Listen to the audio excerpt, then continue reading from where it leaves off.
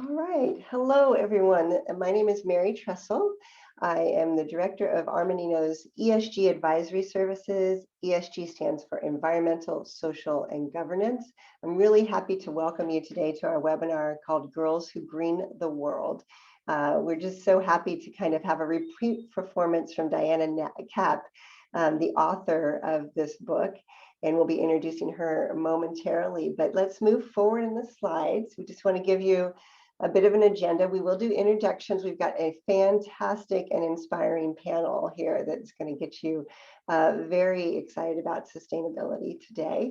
And we'll have a discussion. And then we have time at the end of the webinar to answer your questions. So please put those in the Q&A box on your webinar pane or in the chat, but we prefer the Q&A box. It's just a little easier to review. And then we'll wrap up. But this again is all about kind of learning about the journeys of these amazing women and what they're doing for our Earth. And the next slide. So today we're talking about our carbon footprint and how we can minimize that. Right here, what you see on the slide is Armanino's geographic footprint. We are a national firm, started in California, but we've spread coast to coast, and I'm really happy to have opened our New York office last year. And what I want to share with you most importantly is our firm's purpose. And that is that we strive to be the most innovative and entrepreneurial firm that makes a positive impact on the lives of our clients, our people, and our communities. And we live that out. On the next slide, we'll show you that we live that out through being a B Corp. We had a third-party certification and verification of every aspect of our operations. It's very rigorous. And we went through that process, and we're really pleased to join the company of organizations that are so well known for their sustainability efforts: Patagonia, Ben & Jerry's, Dansko shoes. I bought a pair the other day, and I thought, I feel good about this, that I got some Danskos. But we are very much focused on having this balance between our purpose and our profits. And it's really been since our founders in 1969, who created their own firm in order to help their clients realize their dreams. We've carried it through over 50 years, and really proud of the legacy that was created and we continue to create every day. And the next slide. And the other thing that's very important to our webinar today is our commitment to women's advancement. Just in the 12 years that I've been at Armanino, the focus on empowering women here to be successful and to grow into our highest level at our firm as partnership has been tremendous.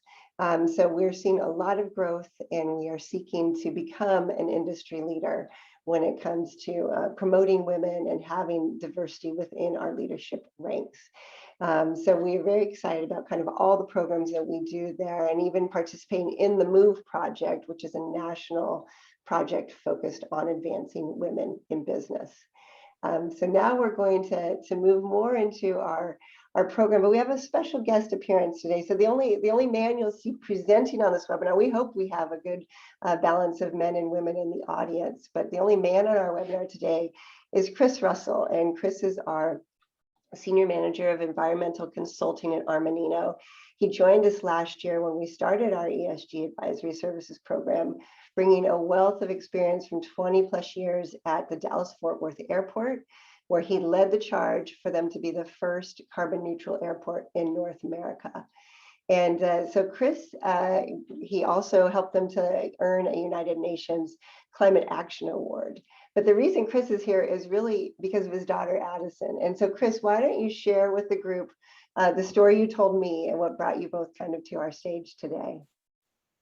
Well, thank you, Mary, for that introduction. And it's wonderful to be with you all today. I brought a special guest today, my 12-year-old daughter, Addison. And I was sharing a story with Mary when we were planning this webinar several months ago, that Addison was in her 7th grade coding class, and she saw me at work one evening and came into my office, and she was like, "Dad, I was doing this research project in my coding class, and it was about artificial intelligence and technology." And she did this research on this website, and they were discussing how companies like IBM and Google are using AI to actually help really offset the real negative impacts and harm that some of the biggest companies are making. And I was like, wow, how interesting is it that what I do in my day-to-day profession, she's learning about in 7th grade, and what an amazing development that is for the next generation, that they're thinking about these things at a young age, and they're going to take these lessons with them later in life. So I wanted to bring Addison in today and let her share a few thoughts. And I think Mary, you may have had a question or two for her, so I'll hand over the show here. Yes, Addison, why don't you tell us what you did for the homework project? So really what I did is just, we had lots of class time to look around, and so I was just Googling, trying to find places. And earlier Dad talked about how I found this website called earth.org, and I was just scrolling through articles, and then I found this one that was titled, I think, like, how can AI help achieve environmental sustainability, I think it was. And so I just started scrolling through it, and it had like some pretty good like bar graphs and charts and stuff that had a lot of information for me, and I learned a lot from it. Awesome, awesome. So, we're here talking about how girls green the world. So, Addison, what are your aspirations when you're out of school? What do you hope to do to help green our world? Well, when I grew up, I want to be a veterinarian, and one idea that I have for greening the world is that instead of like buying surgical tools that like kind of come in that plastic wrapper, we could just like not use ones with the plastic wrapper to help like reduce the plastic waste that we have. And something that I realized is that most people don't really realize that a lot of things are connected. So like by just reducing how much plastic that we probably use, it could like have a really big impact on stuff. That's amazing. That's amazing. I think you're going to make all the people on this call very happy to hear your aspirations. So thank you, Addison. For now, we're going to let you off the hook, but maybe at the end of the call, we might have a question for you from the audience. So we may call you back online. But thank you, Addison and Chris, for sharing your story and getting us kicked off here. So next, we're going to move to Diana Kapp, our author of Girls Who Green the World. And Diana, tell us a little bit about the inspiration for the book and how it came to be. Well, first of all, I just have to say, Addison, I am so inspired by you and young people like you, who I feel like have sort of instincts about a sustainable planet really baked into them from such a young age. And I think that's really important, and it's going to bring a lot of change. And I also just want to thank Armanino. You guys have been a terrific support to me. So now I'm back with my second book, talking to this group. And this book, Girls Who Green the World, like my first book, was inspired by my youngest daughter, Emma, who I like to say popped out of my womb with her hands on her hips, issuing orders and kind of ready to rule the world. And she, we always played school, and she appointed herself teacher, and we'd be captive to her. But I had to wonder, what happens to a young, powerful girl like this growing up in this world that still doesn't provide enough leadership opportunities and real power to women. And in fact, 2 weeks before that book came out, the Forbes magazine put out America's 100 Most Innovative Leaders list. And it was a list of 99 men and 1 woman. And that was in 2019. So we still have a lot of work to do. And my feeling is we need to spotlight modern pioneering women who are the change makers of today, because we have a lot of great books written about people like Amelia Earhart and Marie Curie and Rosalind Wiseman, but we don't have those same types of women that are the change makers of today. And I've kind of followed along with my kids' cues, and as they've grown up and gotten into their kind of later teen years, they are angry, sad, and just really anxious about the state of the climate. And it's the issue for them.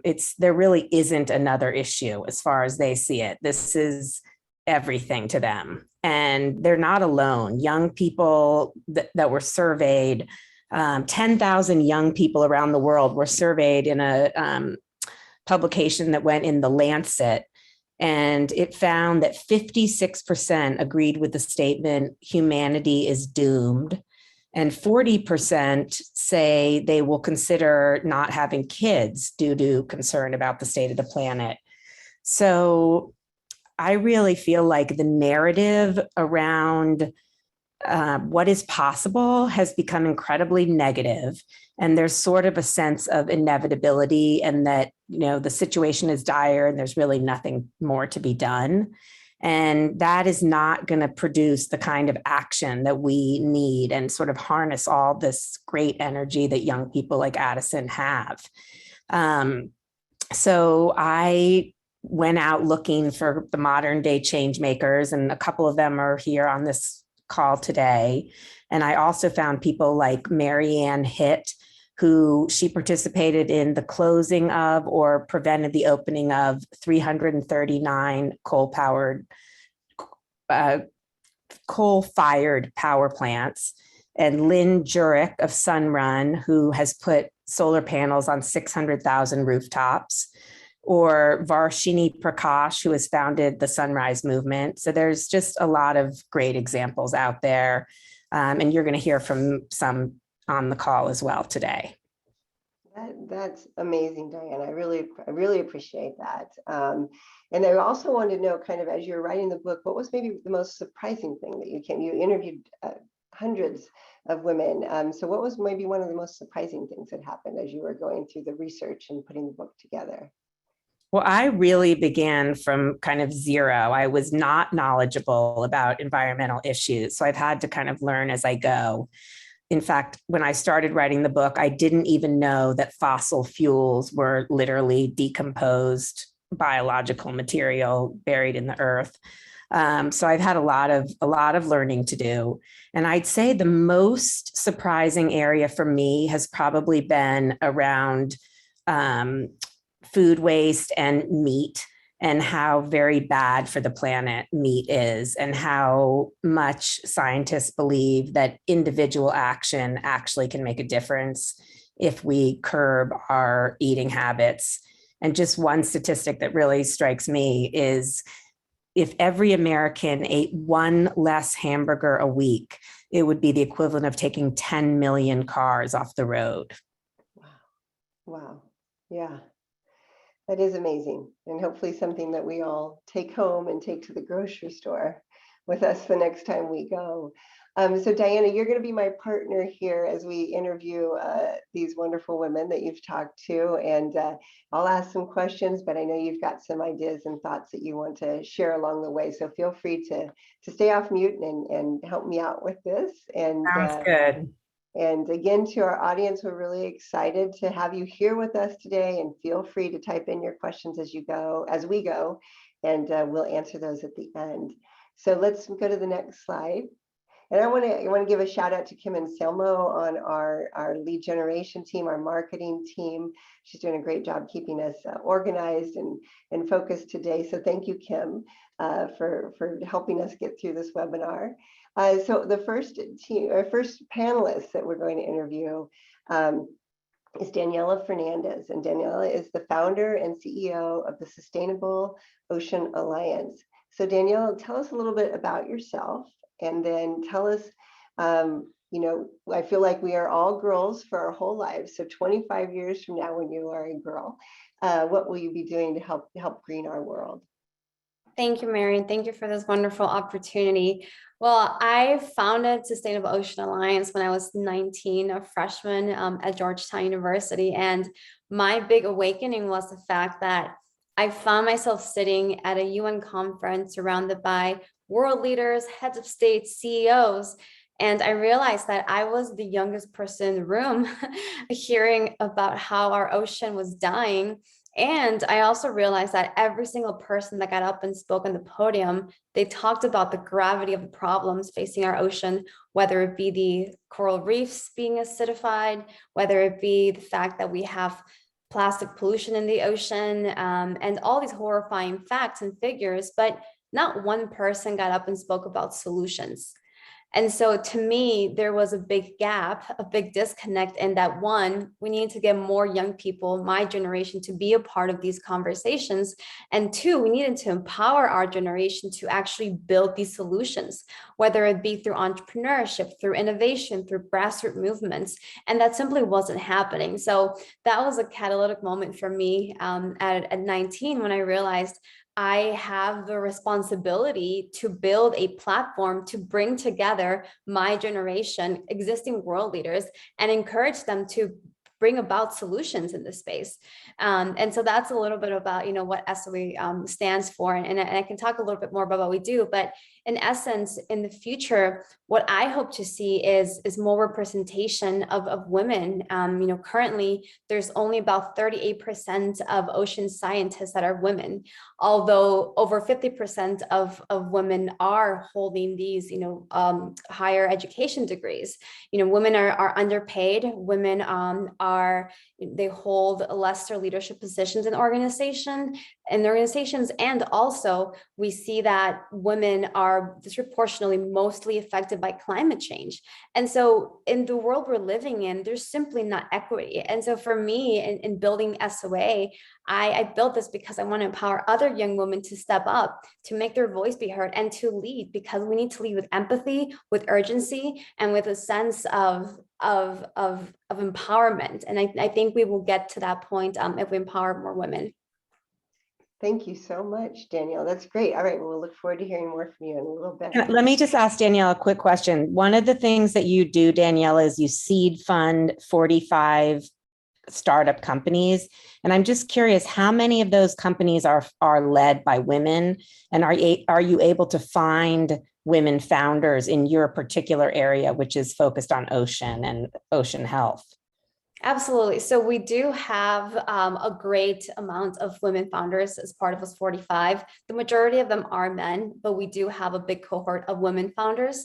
And we also have the majority of young leaders that we have as part of our leadership program are women. So we are seeing that the more role models that exist in the world, whether it be, entrepreneurs, or whether it be, grassroots leaders, more women are being able to step up to the plate and to found these companies.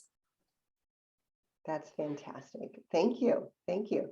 So next we have Melanie Beckman, and Melanie is the Chief ESG Officer and Director of Tax Credit Investments at Monarch Private Capital. And Melanie and I connected just as Armanino was kicking off our ESG advisory services, and she gave me a wealth of knowledge. So I'm excited to have you here today, Melanie. So please introduce yourself. Sure. Thanks, Mary, and thanks, Armanino, for having me. I'm really excited to be on this panel with all these fabulous women. It's very inspiring. So I work for a company, Monarch Private Capital, and we specifically funnel investments from clients, which can be individuals or corporations, toward different renewable energy projects and different societal projects. So if it's affordable housing, but we help essentially match those types of investments that are looking for capital or direct investments with companies that are looking to make, essentially a better world for our communities and for our environment. Awesome. And I will. I also want to look ahead 25 years, although hopefully in 25 years I'm close to maybe retirement. But I hope that what impact I hope to have made from just the investment community in general is to help educate and direct dollars of individuals and corporations in the U.S. towards investment opportunities available in the renewable energy sector that help us achieve our world net zero emissions through energy production by 2050. So there's a lot of lofty sustainability, net carbon neutral, different initiatives and goals out there. And so just being a part of the renewable energy sector, I definitely think that we can achieve those goals. But we all need to work together today to invest in our future. I think that we'll hear that from a lot of us today. And just to put a little bit of context, the US is the second largest emitter of CO2 emissions in the world. And without these public-private partnerships investing in the renewable energy sector, assisting with the energy transition from fossil fuels to clean energy alternatives, these 2050 goals that are set around the world won't be achieved. Exactly. We have to do it together. We do. So, thank you, Melanie. Thank you very much. Okay, our next panelist is Joni Carswell, and she's the CEO of Texan by Nature. So Joni, please let us know what Texan by Nature is and a little bit about your role, and then what you were doing back in elementary school to green our world.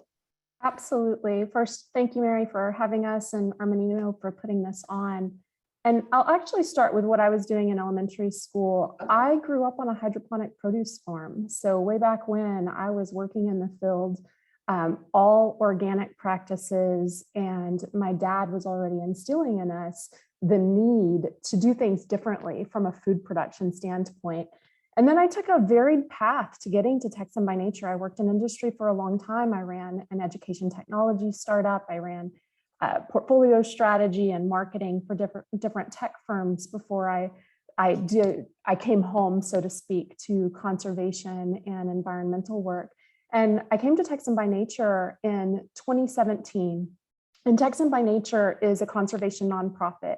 We exist to advance conservation, and we go about it in a little bit different way. Melanie was just talking about the need for public-private partnership, and we truly believe that conservation and environmentalism is good for business. And all of our programs are set up to bring conservation and industry together. So we're working to bridge the gap between the local boots on the ground conservation efforts, everything from wetland restoration to lights out initiatives to urban tree planting to grassland restoration, and matching those with corporations who have ESG goals in carbon and water and air quality, so that we're increasing the funding envelope of conservation across Texas, and we hope acting as a model for the world moving forward.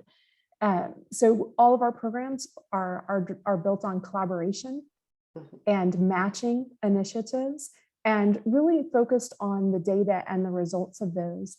And I'll go ahead and be greedy and say 25 years from now, I hope that Texan by Nature no longer needs to exist. I hope that we have done such an incredible job of matching and working with our industry partners to make local conservation part of their ESG strategy, that there's no longer a need for us. That's great. Thank you so much, Joni.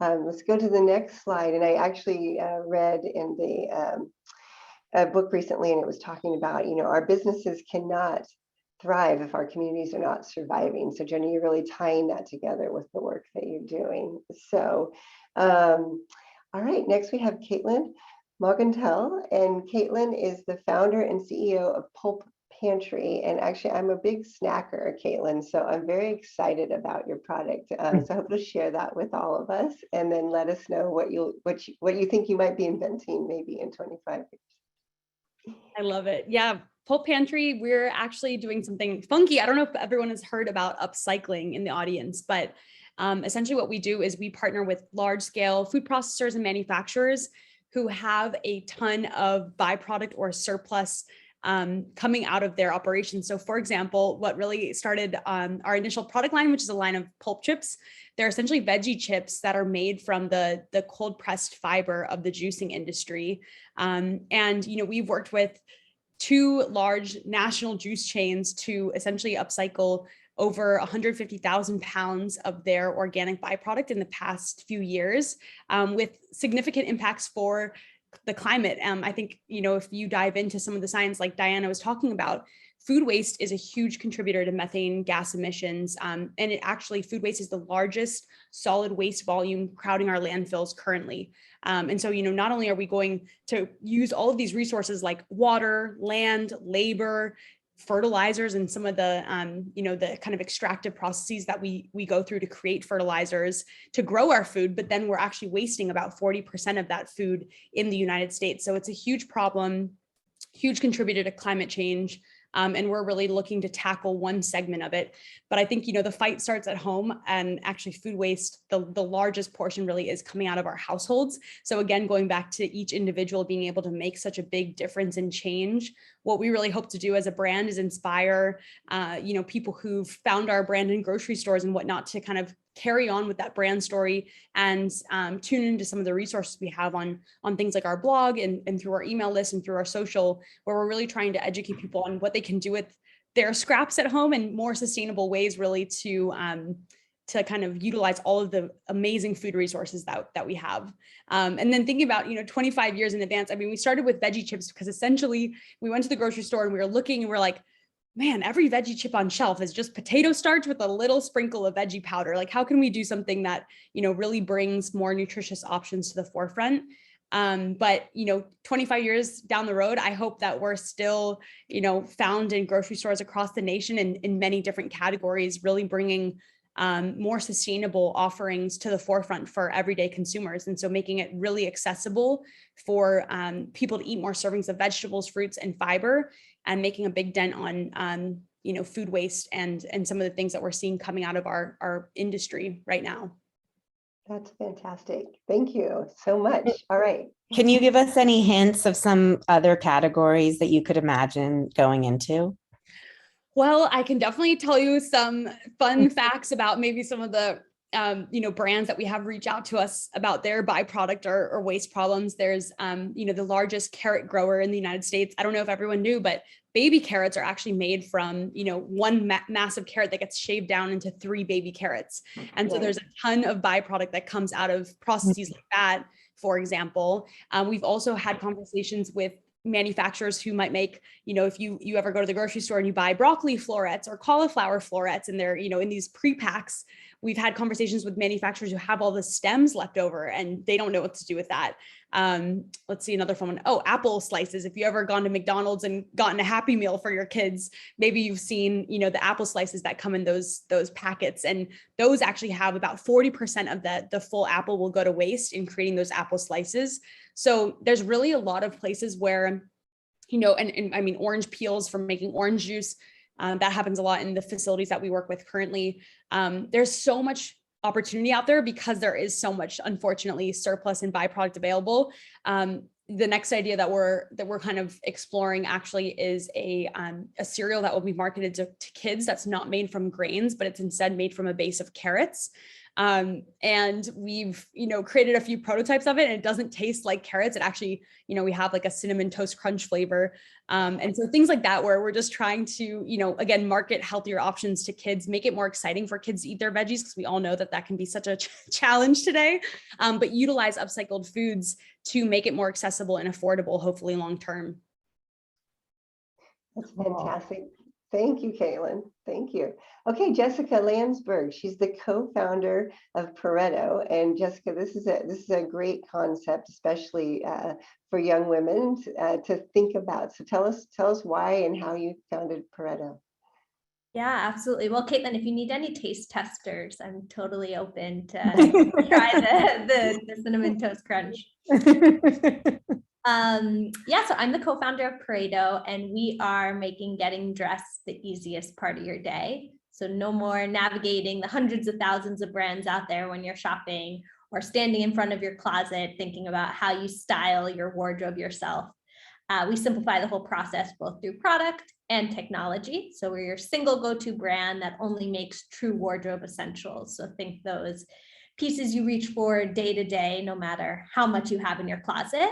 And then we also ping personalized styling recipes, we call it, or recommendations based on the Pareto pieces you own, so that getting dressed in the morning is a breeze.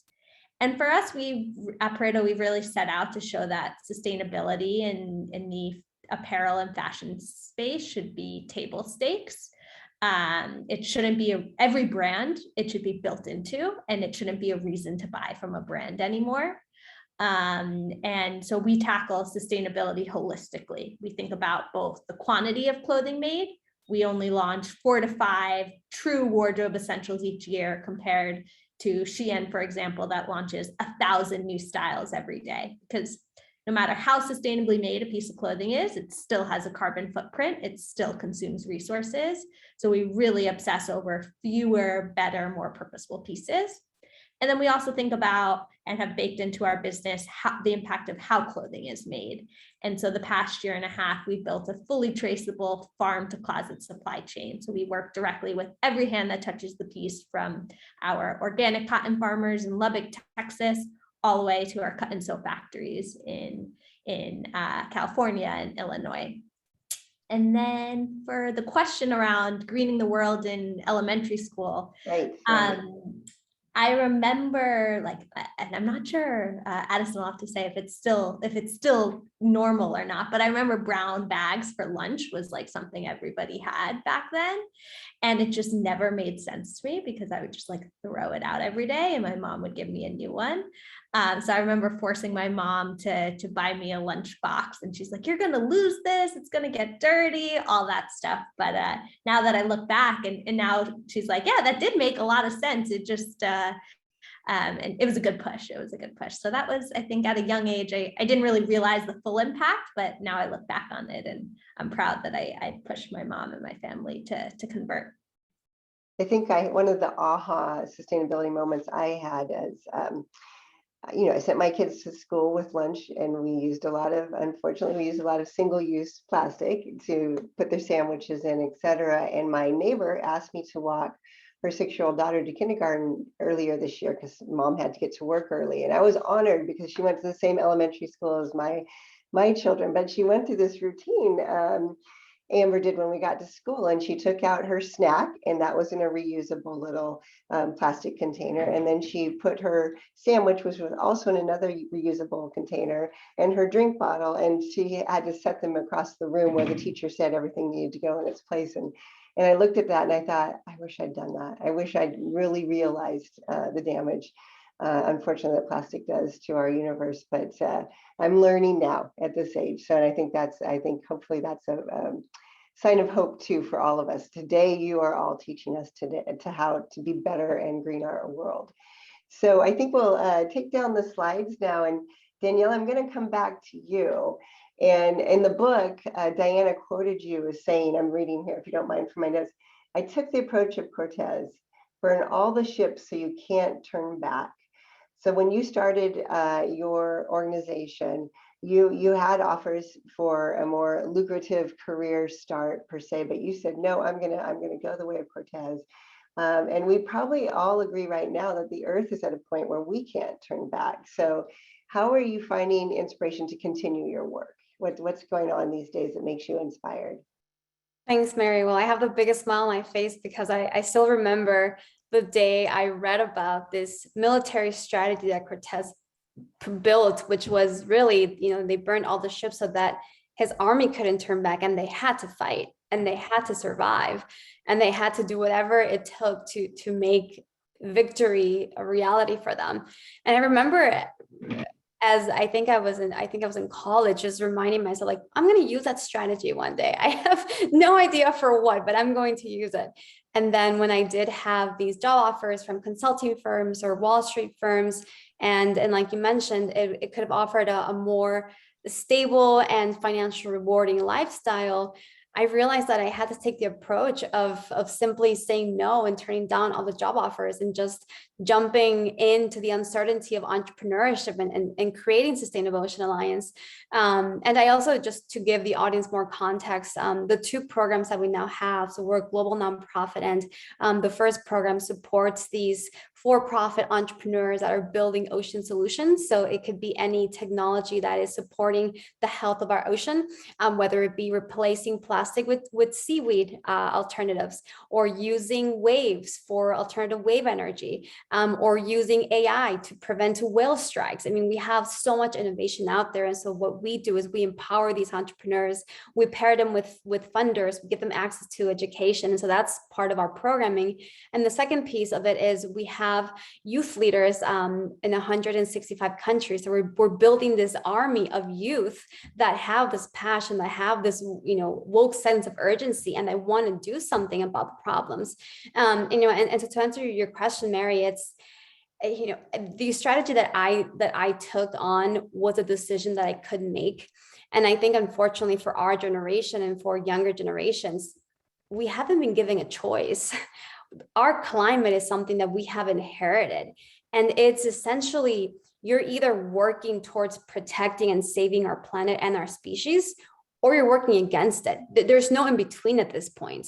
And if you aren't doing anything for the planet, then you're actually working against it. And so I think that we now have to shift society's understanding that this isn't a nice to have. This isn't a marketing technique that corporations are buying into. It's the essential mechanism that we need to change, and that every single industry needs to be in concert and in harmony with our environment as opposed to harming it. And so I think for me, that would be the vision and where we have to get to, and that we have no choice but to change and disrupt and re-engineer every single industry. And which is why I love the commentary of Caitlin and Jessica, as we were talking about, like, the opportunities are so vast because we need to change the way that we do business in this world. It's no longer just about the single bottom line. Now the reality is, like, how do we make the world a better place and protect it while also providing to humanity? And that's where we are as a society and civilization. So I think that, and I hope that everyone here, after watching this and being inspired, they ask themselves, what is your contribution going to be towards helping our planet? Yeah, exactly. Well, thank you. Thank you very much for that, Danielle. Okay, so Joni, so we're talking about open space, but I also I've read some articles about how if you preserve open spaces, actually protects cities and the lives of people. So beyond the feel good, being able to, as you said, you were talking about wetlands and grasslands, and being able to drive by and see these big open spaces and know that kind of gives a sense of peace as we experience it. How does preserving open space really support our lives in our cities? Sure. So open space received a lot of press during the pandemic, right? People started turning to nature again to make themselves feel better. So I think that we as a society have better appreciation on the mental and emotional side of what nature and what open space does for us. But on the side of all of the ecosystem services that they provide, they're vast. So open space is actually doing much more than being a visual appeal for somebody walking by or driving by. It's actually cleaning the air. It's providing storm mitigation when we have these superstorms that are coming through. I'll use Houston as an example. We've learned that we need to go back and restore pocket prairies throughout urban areas. We need to go back and reconstruct wetlands. We need to have space for the water to go, or else there's massive destruction of the built environment. So, as I mentioned, cleaning air, providing storm mitigation, providing habitat for wildlife and species. All of these open spaces, even in cities where you wouldn't think about that, they're providing these services. And so we're working with partners like the Texas Trees Foundation in Dallas, who are going in, and campuses that for the last 50 to 100 years have been nothing but concrete and impenetrable surface. They're coming in and ripping those out and putting in 80 to 100 trees, and it's helping with childhood asthma, and it's reducing the temperature in these urban spaces. So it's helping with the heat islands that we're seeing. So they provide services across the board. And more importantly, and I'm sure Melanie can talk to this all day long, there are markets that are coming up around these. We're all pretty familiar with the carbon markets and the trading that's going on and funding this type of open space restoration.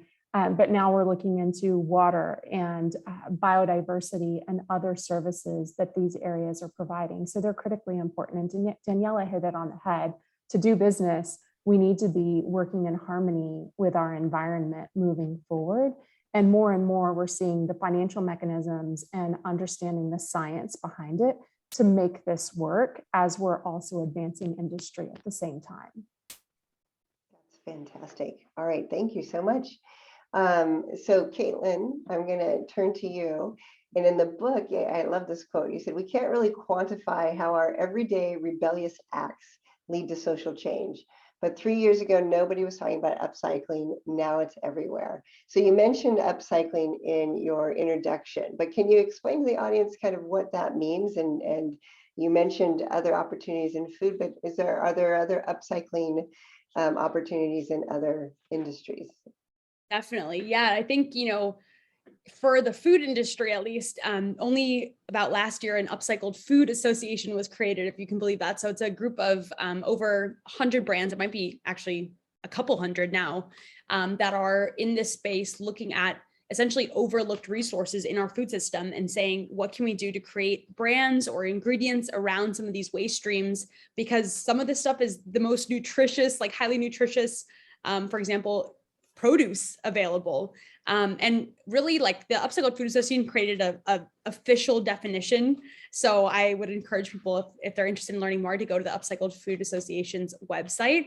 But, from just the gist of it, basically, is to, look at overlooked resources such as byproduct stems, peels, from, manufacturing or from other, types of waste streams, and to elevate those resources to their best and highest use, which ultimately is nourishing humanity. And if you look at the EPA's hierarchy, you might see, that really feeding hungry people comes first in terms of what we should be doing with food that would otherwise go to waste.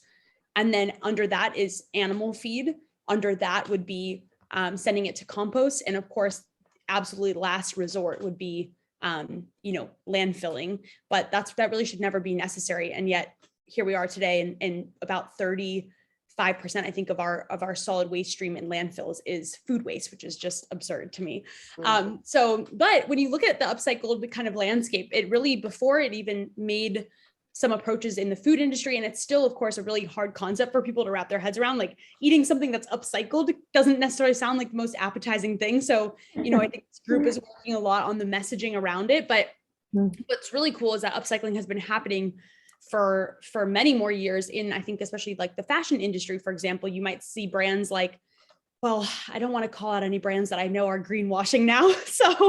But I feel like there's a couple brands that, have talked about using the odds and ends or cuttings of essentially certain textiles, and turning those into new products, and really leveraging every piece of the fabric, because there are so many resources that go into making our fabrics as well. So fashion has had a huge focus on upcycled for a while here, and a lot of brands that kind of tout sustainability that really do use upcycled feedstocks, for example, even making new fibers out of agricultural waste, which I've seen a company doing. So there's really cool opportunities, I think, across every industry, when you just think about, living in a consumer society where so much of kind of our economy today has been what we call this linear economy of take, make, waste.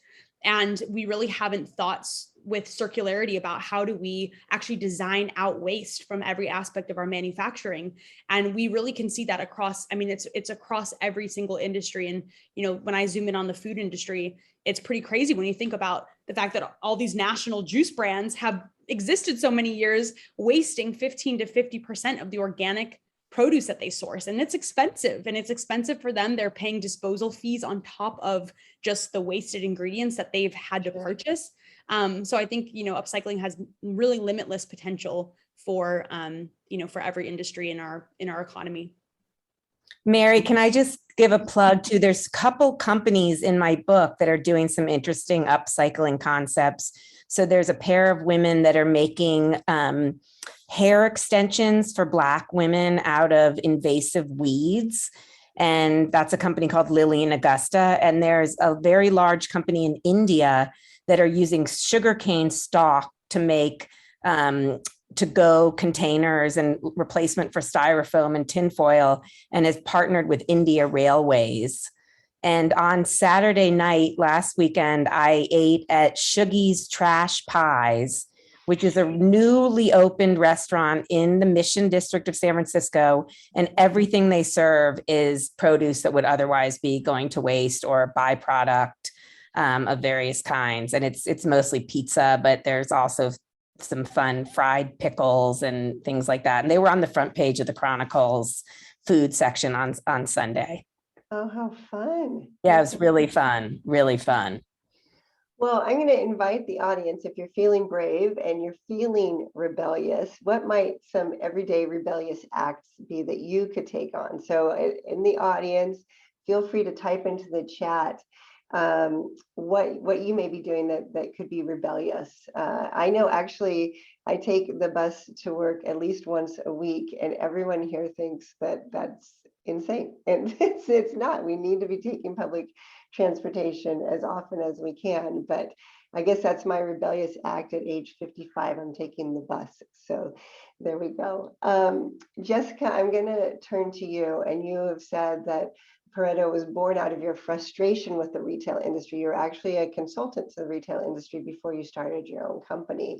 And now that you're owning the farm to closet company that you've got, are you still frustrated with the fashion industry, or are you starting to see glimmers of hope? I know Caitlin just mentioned not wanting to name brands that are greenwashing, but how are you feeling today about the industry? I'm definitely seeing some glimmers of hope. And I think just to take a step back real quick before I'll get into the glimmers of hope for sure, but I think some of the frustrations I was seeing and really were the catalyst to start Pareto was, one, thinking about the carbon footprint of every single piece of clothing. The average t-shirt travels 40,000 miles before making its way to its closet, to your closet. Production levels have doubled in the past 20 years. Even though you see this big push towards simplification, and a third of the production is expected to end up in landfills, like Caitlin talked about. And then from a supply chain perspective, because of how fragmented it is, most apparel brands don't know every hand that touches their clothing. So how can you make the most responsibly made clothing with only knowing 1 out of the 5 stages of that supply chain? So those were some of the frustrations and the catalyst for my co-founder and I, Olivia, to start Pareto. But definitely, like now, a year and a half in, and seeing how much the space has changed, there's definitely some glimmers of hope. One, I think there's been this huge shift away from mass consumption and towards this less is more mentality. You have Marie Kondo, you have the home edit, you have, I think, the global pandemic. A glimmer of hope from that is it's really forced us all to think about how much we own and how much we need. So I think that's heading in the right direction. Still a lot of progress there, but it's definitely heading in the right direction. I think also when thinking about how clothing's made, like I mentioned, this one we've seen the farm to table revolutionize the food space, and Olivia and I really believe that apparel is kind of 5 years behind the food space. And so the farm to closet movement is really just starting, and you're seeing big time reporters like the fashion director of the New York Times and many other fashion critics talk more and more about the need for farm to closet supply chains in the apparel space. So that's been really, really exciting to see, and to see the push come from the media. And then lastly, and I think this is a great example with like Addison, I think a huge glimmer of hope is the younger generation, and seeing so many young women especially care so deeply and want to make changes, whether they're like upcycling, clothing swaps, sewing. It's just so incredible to see so much of the younger generation really like taking on this big space and wanting to make a difference. So still frustrated, but especially when I do see, like Caitlin mentioned, all the greenwashing that's happening, but I'm so hopeful for the future. That's awesome. That's awesome. I swap with my sister. She and I are 1 year apart, and we swapped all the time in high school, and now we're still doing it. So it's kind of fun to do. You get new clothes that way. Exactly. We're not out buying. So Melanie, I really want to bring you, kind of bring it home a bit with you. And you're greening the world through capital, right? The green of finance. And so, can you really explain to our audience how investment dollars can help green our world, and how the work that you're doing can really make a big impact for us in sustainability? Sure. From an investment perspective, I think I kind of look at it from like a 3-prong approach. We need our individuals, we need our corporations, and we need our government kind of all to work together towards meeting these goals. And I know I mentioned some worldwide goals like earlier. And again, they're only going to be achieved if we all work together. So if we're looking from an individual perspective, I'm sure most of us have realized, or if we've spoke to our financial advisor these days, that there are a lot of options out there today that align with our personal beliefs and goals. And back in the day, we really didn't have a lot of those. I mean, it was kind of like investing in just your typical index fund and some other ones, but you have more options today than ever, and you really can pick and choose where your dollars are being invested in. And then also, I just think of it from an individual perspective as just the individual consumer. We have a lot of great panelists here today that have their own companies, and you get to decide where to spend your dollars. And that can be very, very impactful. So spending those dollars on companies with missions that align with yours and have sustainability goals and that are trying to reduce their carbon footprint is ultimately helping green the world. So next, I would look at it from corporations' perspective. Pretty much every major corporation out there now has an ESG team or sustainability team, and they are setting some aggressive sustainability and ESG goals. And those goals are short-term, medium-term, and long-term. They're not just long-term. We're not just looking at it at 2050. We're looking at what short-term and medium goals do we need to do today that, where we have some science-based evidence that we can get to those 2050 more aggressive goals. So companies are looking inward. They're making internal and external investments to reduce their carbon footprint. And it could be from, reducing the waste in their manufacturing plants. It could be reducing their plastic use and packaging materials. And Addison mentioned that earlier, making direct investments in renewable energy, solar and wind projects like my company does specifically. You have a lot of companies out there these days that are making direct investments in renewable energy just to power their own facilities, which is great to see. And I know Jessica just talked a little bit about supply chains, but we can't forget our supply chains here. And I know that a lot of corporations out there don't have control over what their supply chains are doing, but it's partnering with their supply chain companies, and it's working with them to set some goals together to making sure that you're achieving those. And again, by doing all those different things, the corporations out here are going to be helping, green the world or kind of help us achieve those 2050 goals. And then lastly, we need our government. They need to invest, they need to direct dollars into our energy transition goals through policy. And we've seen that currently with some initiatives that they're looking at and that are under review, which include investing in upgrading our grids, supporting new alternative energy technologies like storage, expanding of current green programs. There are several different green programs out there through tax credits, direct pay. There's a lot of different initiatives out there. We'll see which ones actually get across the finish line. And then just to put things in perspective a little bit and provide just a few statistics. Currently, countries representing more than 76 of harmful greenhouse gases and more than 80% of our world's economy will have committed to achieve net zero emissions from energy production by 2050. And related to that, and specifically for the renewable energy sector, investments from governments, companies, and individuals in renewables and energy efficiency can provide over 90% of the necessary reduction in energy-related carbon emissions, which is huge. So that's really something to be excited about, especially in my sector and what I'm doing on a day-to-day basis, because it is having the most meaningful impact to how we're going to reduce those energy production emissions.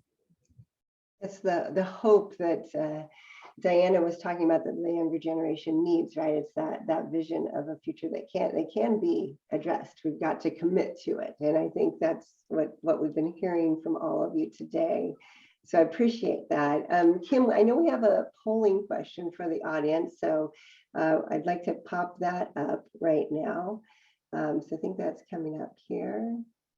All right, so how prepared is your organization for addressing environmental, social, and governance issues?